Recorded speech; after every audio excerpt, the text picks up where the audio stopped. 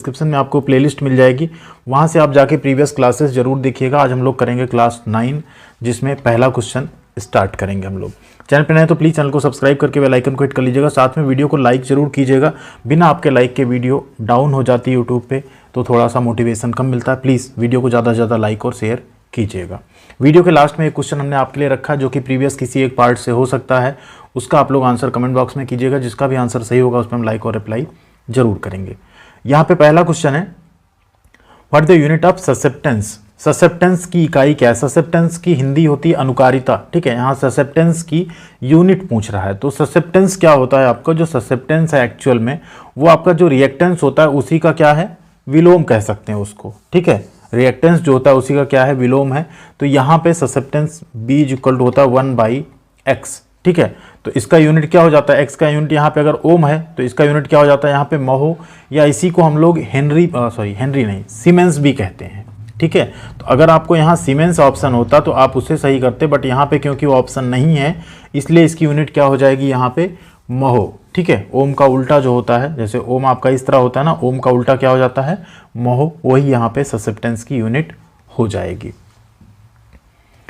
अगला क्वेश्चन है question number 2 यहाँ पे, what the resistance of the inductive coil takes 5 ampere current across 240 volt 50 hertz supply at 0.8 power factor. देखिए यहाँ कई चीज़ें आपको दी हुई हैं, तो सबसे पहले तो हम लोग यहाँ पे लिख लेते हैं कि हमको मिला क्या क्या है। तो हमें वोल्टेज कितना मिला? 240 वोल्ट, ठीक है। करंट हमें कितना मिल गया यहाँ पे? 5 एम्पियर। कॉस फाई जिसे हम लोग क्या कहते हैं यहाँ पे? शक्ति गुणांक, ठीक है। ये कितना है? 0.8, ठीक। एंड फ्रीक्वेंसी आपको दिया है यहाँ पे 50 हर्ट्ज, इंडिया में 50 हर्ट्ज रहती है, आप सबको पता है। एक फार्मूला होता है V equal to I into Z, ठीक है, या Z इक्वल टू V/I होता है, प्रतिबाधा जिसे कहते हैं। तो यहाँ से अगर हम Z का मान निकालें तो क्या हो जाएगा? Z इक्वल टू क्या हो जाएगा? V/I। V आपका कितना है? 240 वोल्ट है। I कितना है? 5। कितना आ जाएगा? या आप इसको डिवाइड करेंगे आ जाएगा आपका 48, ठीक है। यहाँ पे Z का मान कितना आ गया? 48 आ गया। अब दूसरा एक फार्मूला लगाएंगे हम लोग, कॉस फाइव इक्वल टू होता है R/Z, ठीक है। कॉस फाइव का मान कितना दिया है यहाँ पे? थोड़ा छोटा पड़ रहा है तो हम इस तरह लिख दे रहे हैं, कॉस फाइव इक्वल टू 0.8 दिया है। R का मान आपको पता नहीं, Z का मान आप निकाल चुके हैं 48, तो R इक्वल टू क्या हो जाएगा? 0.8 इंटू 48। इसको आप सॉल्व करिएगा तो आपको आंसर मिलेगा 38.4, ठीक है। कितना मिल जाएगा? 38.4। यहाँ पे वाट लिखा, एक्चुअल में वाट नहीं होगा, ये ओम होगा। कुल प्रतिरोध यहाँ पे पूछ रहा है प्रेरकत्व कुंडली का, ठीक है। तो 38.4 यहाँ पे आपका राइट आंसर आएगा। एक चीज़ ध्यान दीजिएगा, हो सकता है PDF में आपको 42.5 मिल रहा हो, बट राइट आंसर आपका है 38.4, ठीक है। अगले क्वेश्चन पे चलते हैं। अगला क्वेश्चन यहाँ पे, how the resonance frequency can be increased in AC series circuit. एक AC सीरीज सर्किट में जो रेजोनेंस फ्रीक्वेंसी है उसे हम कैसे बढ़ा सकते हैं? रेजोनेंस मतलब होता है अनुनाद, ठीक है। जो अनुनाद की आवृत्ति है, फ्रीक्वेंसी है, उसे हम कैसे बढ़ा सकते हैं? ध्यान दीजिए, जो कैपेसिटेंस वाला ऑप्शन है ना वही सही होगा इसमें। तो देखिए कैपेसिटेंस, जहाँ इंडक्टेंस है इसको रेजिस्टेंस, ये गलत हो जाएगा। दो जगह आपको कैपेसिटेंस मिलेगा।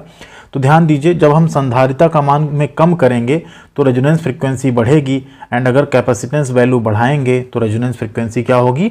घटेगी, ठीक है। तो राइट आंसर आपका यहाँ पे क्या हो गया? Option number B, reducing the capacitance value, यानी संधारिता का मान जो है उसे हम कम करके क्या कर सकते हैं? रेजोनेंस फ्रीक्वेंसी को बढ़ा सकते हैं।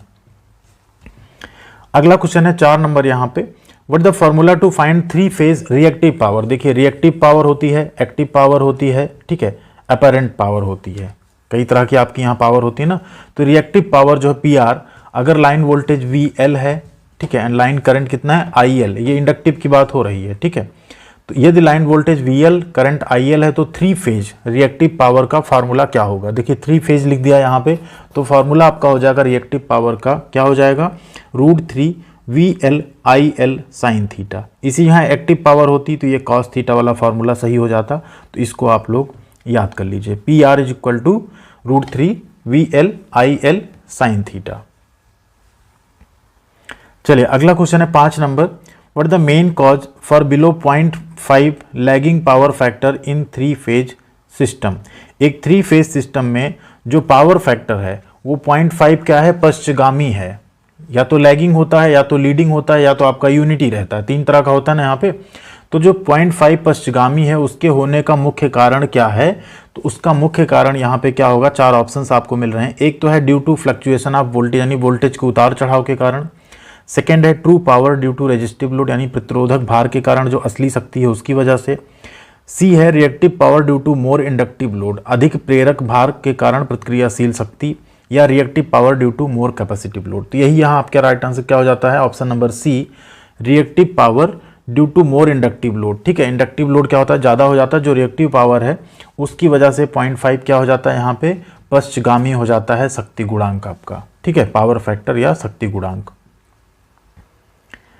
अगला क्वेश्चन है क्वेश्चन नंबर 6 है यहाँ पे, what the current in neutral conductor in 3 phase unbalanced load in star connected system. देखिए यहाँ पे ये टर्म आपका इंपॉर्टेंट है, अनबैलेंस यानी असंतुलित भार जहाँ पे हो। ठीक है, तो यहाँ क्या कह रहा है? जो न्यूट्रल कंडक्टर होगा उसमें करंट क्या होगा? एक 3 फेज सिस्टम में जो स्टार कनेक्टेड है लेकिन उसमें क्या है? अनबैलेंस लोड है। अगर बैलेंस लोड होगा तो न्यूट्रल कंडक्टर में क्या होगा? नो करंट विल फ्लो, ये आंसर रहता। लेकिन यहाँ क्योंकि ये अनबैलेंस है तो जो न्यूट्रल कंडक्टर है उसमें करंट फ्लो होगा, लेकिन वो क्या होगा? लोएस्ट होगा। ठीक है, जो भी फेज में करंट है उससे क्या होगा? लोएस्ट करंट होगा। यहाँ देखिए ना, lesser than the lowest current in any one of the phase.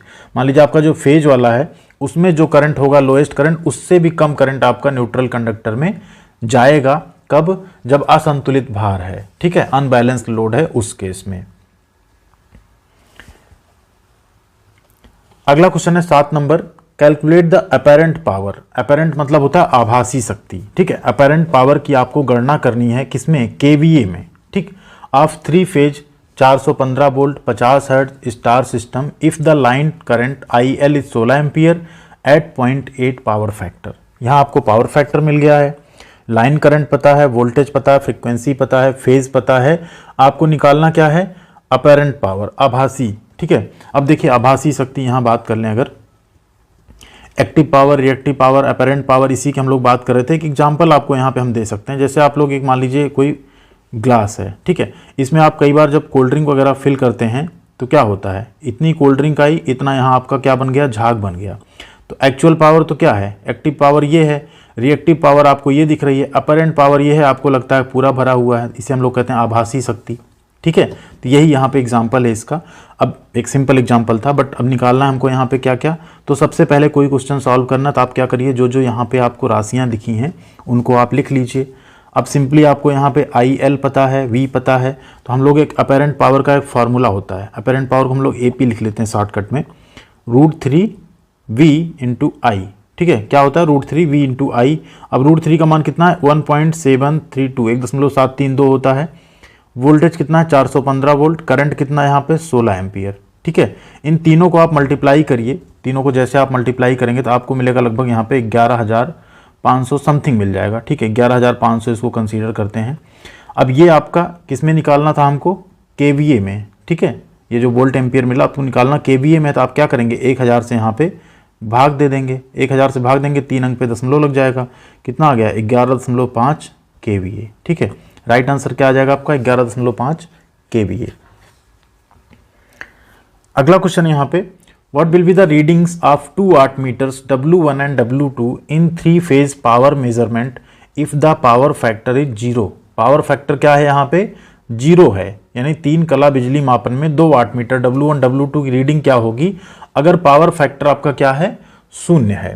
तो अगर पावर फैक्टर 0 है तो उस केस में आपका जो W1 और W2 है वो सेम रीडिंग दिखाएंगे। क्या दिखाएंगे? सेम रीडिंग दिखाएंगे, लेकिन अपोजिट साइन के साथ। मतलब एक आपका क्या होगा? पॉजिटिव होगा और एक आपका क्या होगा? नेगेटिव होगा। ठीक है, ध्यान रखिएगा। यहाँ पे इससे हो सकता है और भी क्वेश्चन है, हम आपको यहाँ पे कुछ चीज़ें बता दें। देखिए, जब आपका W1 W2 है, ठीक है, अगर यहाँ पावर फैक्टर की बात करें, जो पावर फैक्टर उसकी बात करें, अगर एक 0 है इसमें से, ठीक है, एक 0 है और एक की रीडिंग है, तो यहाँ पे आपका पावर फैक्टर आता है 0.5। दोनों आपके क्या हैं? सेम हैं, इक्वल हैं। ठीक है, तो पावर फैक्टर आता है 1। ठीक है, एक नेगेटिव है और एक क्या है? पॉजिटिव है। ठीक है, उस केस में क्या आएगा? 0.5 से भी कम आएगा, या यहाँ पे क्या लिख रहा है? 0 आएगा। पावर फैक्टर 0 है तो क्या हो जाएगा? दोनों की रीडिंग इक्वल होगी, लेकिन क्या होगा? दोनों के साइन जो हैं अपोजिट होंगे, ये 0 वाला केस आपका बनेगा। ठीक है, ये 3 केस बनते हैं, आगे इस पे और सवाल आ सकते हैं आपके। अगला क्वेश्चन है what the maximum value of voltage for 240 volt RMS. देखिए 240 वोल्ट आपका यहाँ कह रहा है आरएमएस, रूट मीन स्क्वायर जो वैल्यू होती है उसकी यहाँ पे बात हो रही है। तो एक फॉर्मूला होता है, आप सबको पता है, आरएमएस इज इक्वल टू क्या होता है, Vm अपान √2। ठीक है, हमें निकालना क्या है, यहाँ पे मैक्सिमम वैल्यू निकालना है, तो Vm इज इक्वल टू हो जाएगा √2 इंटू जो आरएमएस वैल्यू आपकी दी गई Vrms वो आप यहाँ रख देंगे। तो √2 का मान कितना 1.414 होता है, ये आ गया आपका 240, इसको आप मल्टीप्लाई करेंगे आपको मिल जाएगा 339.5 वोल्ट। राइट आंसर क्या हो गया आपका 339.5 वोल्ट। अगला क्वेश्चन है यहाँ पे what the condition for resonance in RLC series circuit, inductive resistance जहाँ पे XL है, कैपेसिटिव रिएक्टेंस वहाँ पे XC है। ठीक है, जब भी यहाँ पे आपका RLC सर्किट होगा तो वहाँ कैपेसिटिव एंड इंडक्टिव दोनों तरह का इंडक्टिव रिएक्टेंस होगा एंड कैपेसिटिव रिएक्टेंस दोनों होगा वहाँ पे। तो यहाँ पे फार्मूला आपका हो जाता है अनुनाद के लिए, रेजोनेंस के लिए, XL बराबर क्या हो जाए XC। ठीक है, जो इंडक्टिव रिएक्टेंस XL है उसका मान अगर कैपेसिटिव रिएक्टेंस XC के बराबर हो जाए, ठीक, तो क्या होगा, अनुनाद की कंडीशन वहां बनेगी। ठीक, रिएक्टेंस मतलब होता है प्रतिघात, ध्यान दीजिएगा। अगला क्वेश्चन है what the formula for reactive power PR। Reactive power की यहां बात हो रही इन एन AC सर्किट। एक AC सर्किट में रिएक्टिव पावर PR का सूत्र क्या है, तो एक AC सर्किट में रिएक्टिव पावर का सूत्र हो जाएगा आपका PR equal to VI sine theta. यहाँ पे 3 फेज की बात नहीं की गई, नहीं तो आपको √3 देखने को मिलता।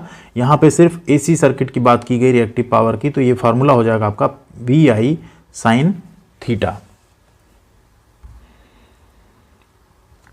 अब क्वेश्चन नंबर 12 पे चलेंगे हम लोग। क्वेश्चन नंबर 12 है calculate the impedance of the circuit. R बराबर कितना है 5 ओम, XL है 36 ओम, XC है 24 ओम। ठीक, यानी R का मान पता है आपको, XL का मान पता है, XC का मान पता है। तो बहुत ही सिंपल एक फॉर्मूला होता है इम्पीडेंस Z का। ठीक है, impedance Z is equal to होता है अंडर रूट में R स्क्वायर, यहाँ पे XL माइनस XC, ठीक है, का होल स्क्वायर, यही होता है फार्मूला। अब यहाँ पे कई बार होता है XC आपका ज़्यादा होता है, XL कम होता है, तो ये फार्मूला हम लोग चेंज कर देते हैं उस हिसाब से। ठीक है, तो अब यहाँ फार्मूला में पुटअप कर देते हैं सारी वैल्यू। R का मान कितना देखिए 5, तो 5 का स्क्वायर करेंगे कितना आएगा 25। अब XL माइनस XC, 36 में से 24 जाएगा, कितना बचेगा, 36 में से 24 गया 12, ये 12 का स्क्वायर हो गया। अब यहाँ हो गया अंडर रूट 25 और 12 ब्राह्म में 144, 144 और 25 मिलके कितने हो गए अंडर रूट 169, 169 का मान होता है 13। ठीक है, तो राइट आंसर क्या आ गया यहाँ पे 13 ओम आपका यहाँ पे प्रतिबाधा हो जाएगी इस सर्किट की। इंपीडेंस कितना हो जाएगा 13 ओम हो जाएगा। अगला क्वेश्चन है what the phase displacement in a single phase AC circuit. देखिए सिंगल फेज AC सर्किट में फेज डिफरेंस कितना होगा 90 डिग्री, 3 फेज AC सर्किट में कितना होगा फेज आपका 120 डिग्री। मैक्सिमम कलांतर कितना हो सकता है 120 डिग्री, यहाँ कितना हो सकता है 90 डिग्री। ठीक है, राइट आंसर क्या हो गया 90। नेक्स्ट है question what the relation between the line voltage VL and the phase voltage VP in star connected system. काफ़ी इंपॉर्टेंट क्वेश्चन यहाँ पे कि आपका जो लाइन वोल्टेज है VL और जो फेज वोल्टेज है, ठीक है, उसमें आपको क्या संबंध होता है वो आपको बताना है। तो VL इज इक्वल टू होता है √3 इंटू P, यानी आपका जो लाइन वोल्टेज होता है, लाइन वोल्टेज बराबर होता है √3 अंडर √3 इंटू VP यानी फेज वोल्टेज।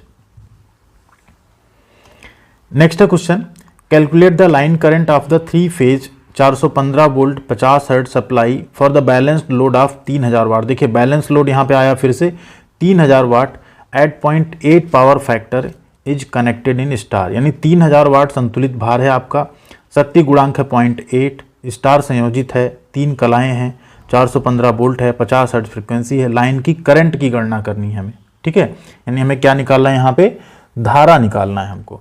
तो फार्मूला देखिए हमारे पास है, फार्मूला क्या है आपका P इज इक्वल टू होता है यहाँ पे, ठीक, यहाँ 3000 वाट आपको दिया है ये P का मान, अंडर √3 VL IL cos फाई या थीटा जो आप रख रहे हो। ठीक है, अब यहाँ P का मान आपको पता है कितना 3000 इज इक्वल टू √3, VL का मान भी आपको पता है कितना है 415, IL हम लोग निकाल लेंगे। ठीक है, cos फाई का मान पता है 0.8।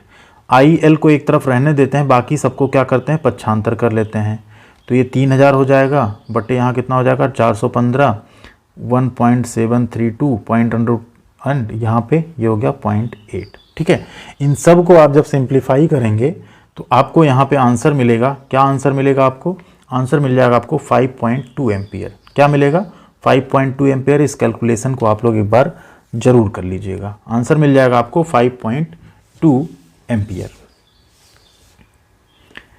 अगला क्वेश्चन है, what the power factor in a 3 phase power measurement of 2 watt meter showing equal readings. देखिए आ गया ना वो क्वेश्चन। आप यहाँ क्या कर रहे हैं, एक 3 फेज पावर मेजरमेंट में 2 वाट मीटर आपने लगाए और दोनों क्या कर रहे हैं, इक्वल यानी बराबर रीडिंग दे रहे हैं। 3 कला शक्ति मापन में 2 वाट मीटरों में समान रीडिंग दिखाने पर शक्ति गुणांक क्या होगा? तो हमने पहले ही बताया था क्या होगा आपका, 1 होगा। दोनों समान रीडिंग दिखा रहे हैं, 1 होगा। एक का 0 है तो 0.5 होगा, एक का प्लस एक का माइनस है तो 0.5 से भी कम होगा। ठीक है, दोनों का इक्वल है लेकिन साइन अपोजिट है तो पावर फैक्टर क्या होगा, 0 होगा। ये आपकी 4 कंडीशन टोटल बनती हैं।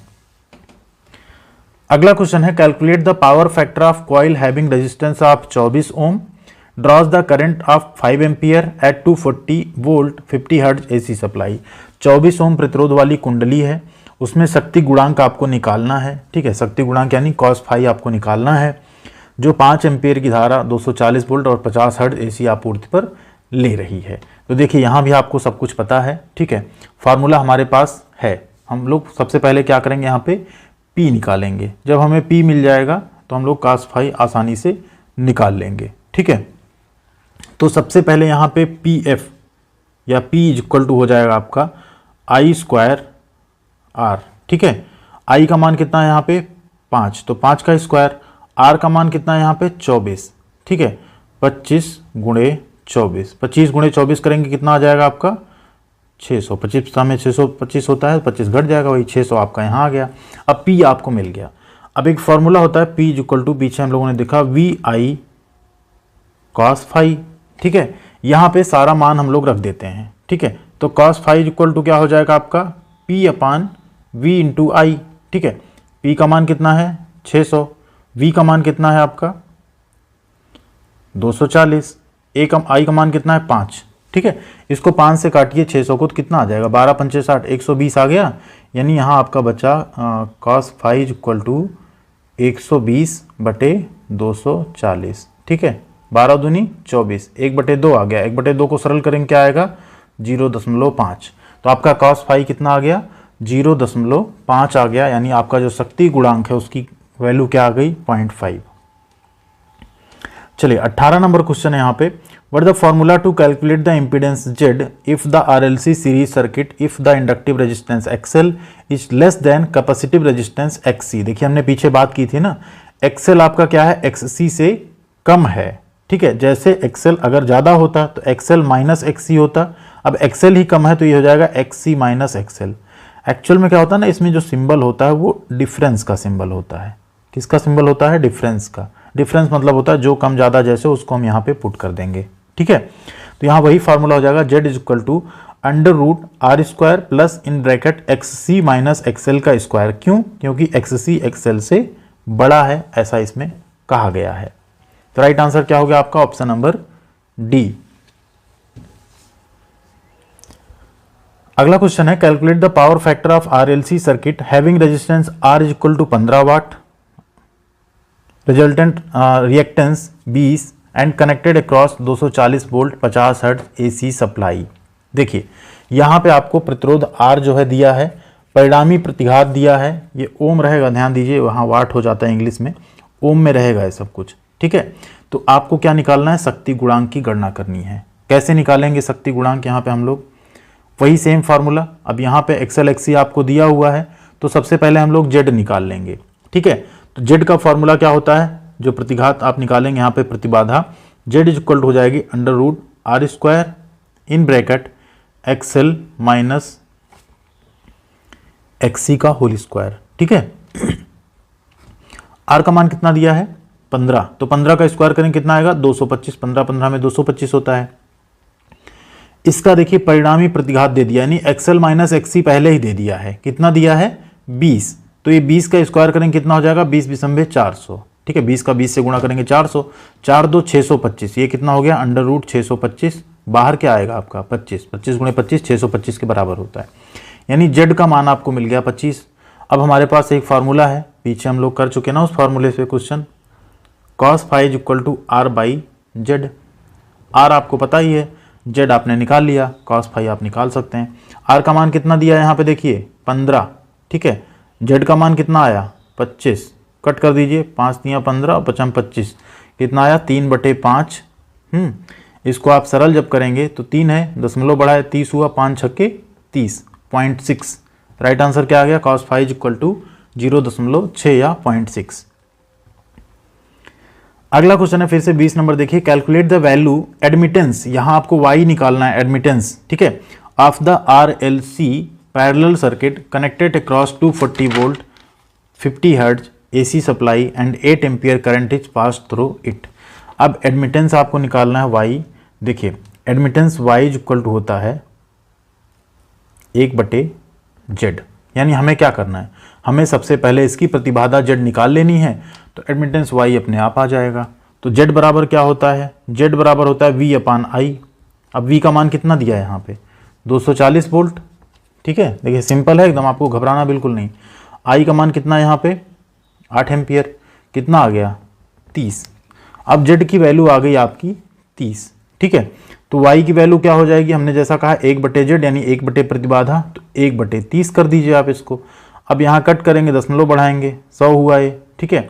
30 एक जीरो और बढ़ जाएगा ना, दशमलव बाद एक जीरो बढ़ा, फिर एक जीरो और बढ़ा तो एक जीरो यहाँ बढ़ गया, 30 तियाँ 90, 10 100, फिर से वो 100 बना, 30 तियाँ 90, 0.033, क्या आ गया 0.033 महो, ठीक है। आसानी से आप निकाल पाएंगे ना। z is equal to, simple एकदम याद रखिए, z इज इक्वल टू पहले V/I, यहाँ से z निकाल लीजिए, फिर y इज इक्वल टू क्या हो जाएगा 1/z यानी 1 प्रतिबाधा, एडमिटेंस बराबर 1/z यानी 1 प्रतिबाधा, वही आपका एडमिटेंस होता है। अगला क्वेश्चन है 21 number, what the formula to calculate the line current IL of this single phase RC parallel circuit. RC parallel circuit से यहाँ मतलब है रिएक्टिव एंड कैपेसिटिव, दोनों टाइप का यहाँ पे आपका लोड है, IC भी है IR भी है। तो IL इज इक्वल टू हो जाता है, जैसे आपका पाइथागोरस थ्योरम है ना, कुछ उसी तरह से यहाँ पे बनता है। IL इज इक्वल टू हो जाता है IR square minus IC square under root में, या इसी को हम लोग लिख सकते हैं IL square is equal to IR square minus IC square, यही स्क्वायर यहाँ से हटाते हैं तो ये आके इधर क्या हो जाता है अंडर रूट में बन जाता है। तो यही आपका यहाँ फार्मूला होता है IL is equal to under root IR square minus IC का स्क्वायर। क्वेश्चन नंबर 22 है यहाँ पे, how the low power factor can be improve in AC circuit. एक AC सर्किट में जो लो पावर फैक्टर उसे हम कैसे बेहतर बना सकते हैं। तो फिर से जो कैपेसिटर वाले ऑप्शन है वही सही होंगे, तो रजिस्टर वाले ऑप्शन तो पहले हम लोग रजिस्टर इंडक्टर काट देंगे। अब बचता है कैपेसिटर को सीरीज में जोड़ के, अगला बचता है कैपेसिटर को पैरेलल में जोड़ के, ठीक है। तो अगर आपको कम शक्ति गुणांक मिल रहा है, उसे आपको बेहतर बनाना है, तो उसे आप कैपेसिटर्स को पैरेलल में जोड़ के इम्प्रूव कर सकते हैं, ठीक है। कैसे इम्प्रूव कर सकते हैं, कैपेसिटर्स को पैरेलल में जोड़ के, पावर प्लांट वगैरह में जो सब डिस्ट्रीब्यूशन होते हैं वहाँ पे देखेंगे, इस तरह से एक कैपेसिटर का पूरा बैंक होता है, जो पावर फैक्टर अगर ऐसा कुछ होता है तो उसे वो बेहतर करता है वहाँ पे। अगला क्वेश्चन है 23 number, what the formula to find 3 phase active power. यहाँ देखिए रिएक्टिव नहीं है, रिएक्टिव होता तो कौन सा सही होता आपका साइन थीटा, बट यहाँ पे एक्टिव पावर है, एक्टिव पावर के केस में सही होगा आपका √3 VL/IL cos थीटा। याद कर लीजिए, अगर लाइन वोल्टेज VL है, करंट IL है, 3 फेज एक्टिव पावर ज्ञात करनी है तो √3 VL/IL cos थीटा होगा in case of active power. अब रिएक्टिव पावर होगी तो आपका साइन थीटा होगा, ठीक है। क्वेश्चन नंबर 24 है, what the relation between the line current and phase current in delta connected system. एक डेल्टा से कनेक्टेड सिस्टम में जो लाइन करंट IL है और फेज करंट IP है, उनके बीच संबंध। तो पीछे भी ये क्वेश्चन आ चुका है, IL is equal to line current is equal to √3 into phase current. क्या हो गया, IL is equal to √3 into phase current. Question number 25 है यहाँ पे, what the purpose of phase sequence meter, कला अनुक्रम मीटर का उद्देश्य क्या है यहाँ पे? तो फेज सीक्वेंस मीटर का उद्देश्य होता है कि इंश्योर करना, क्या इंश्योर करना? To ensure the correct phase sequence of three phase system. एक जो थ्री फेज सिस्टम हो आपका, उसके करेक्ट फेज को क्या करे? वो इंश्योर करे, हाँ वो सही फेज में जा रहा है। जैसे होता ना, आप लोग कहीं लाइन में खड़े होते हैं, बोला जाता है ना सभी लोग सीक्वेंस में खड़े हो जाओ, अपने रोल नंबर के सीक्वेंस में खड़े हो जाओ, तो इस तरह से आप लोग खड़े हो जाते हैं ना। तो उसी तरह से यहाँ पे भी बात है, जो कला अनुक्रम मीटर होता है, फेज सीक्वेंस मीटर होता है, उसका काम होता है कि सभी फेज जो हैं थ्री फेज में, वो सीक्वेंस में हो, करेक्ट फेज सीक्वेंस में हो, उसको क्या करो? इंश्योर करो कि वो हैं उसमें।